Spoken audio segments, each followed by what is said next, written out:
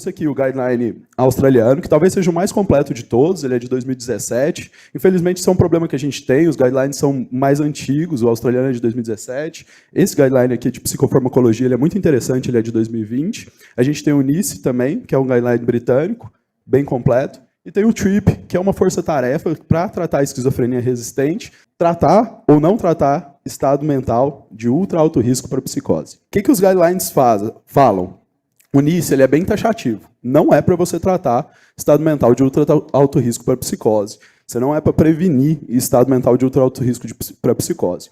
O guideline australiano fala o seguinte, que normalmente não é para ser prescrito. Ele traz duas exceções principais. Se a pessoa oferece risco para ela mesma ou para os outros. Nesse caso, você tem que tratar. Ele fala que, a menos que a pessoa não tiver sintomas psicóticos francamente positivos por uma semana. Mas essa é justamente a definição de primeiro episódio psicótico do guideline australiano. Se a pessoa tem, por uma semana, sintomas psicóticos francamente positivos, acabou. Ele não é mais estado mental de ultra alto risco, ele é um paciente de primeiro episódio psicótico. A polêmica está no BAP, que é esse guideline de psicofarmacologia. Ele considera, sim, o uso de antipsicóticos para estado mental de ultra alto risco. Ele fala, toma cuidado. É o seguinte, você vai usar doses menores que as do PEP, que já são pequenas. Você vai falar para o paciente que isso é off-label, você vai discutir, é uma decisão individualizada, tem que ser caso a caso, mas existe essa possibilidade. E esse guideline é um guideline muito bem argumentativo. Ele oferece 2 ensaios clínicos que tiveram uma resposta muito importante dos antipsicóticos para paciente de ultra alto risco. Qual que é a questão? Na minha interpretação, é uma questão de sensibilidade e especificidade. Se você aumenta o número de pacientes que você trata, você vai pegar mais pacientes que vão se converter ao estado de primeiro episódio psicótico. Normalmente, a taxa é de 30%. 30% dos pacientes com estado de ultra alto risco vão se converter. Esses 30% eles vão ter um benefício do antipsicótico.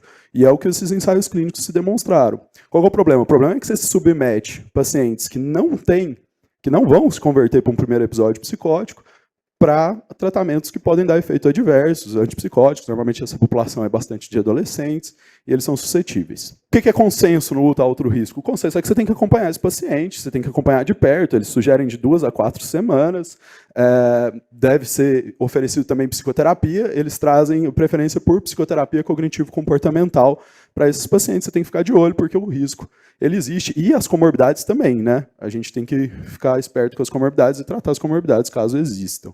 E no primeiro episódio psicótico aqui não tem discussão, aqui tem que tratar quando? O mais rápido possível, sem nenhum atraso, não pode demorar. A gente sabe que a DUP, que é a duração de psicose não tratada, é um desfecho independente para o paciente ter uma deterioração da doença a longo prazo. E é o desfecho independente modificável principal que a gente pode agir.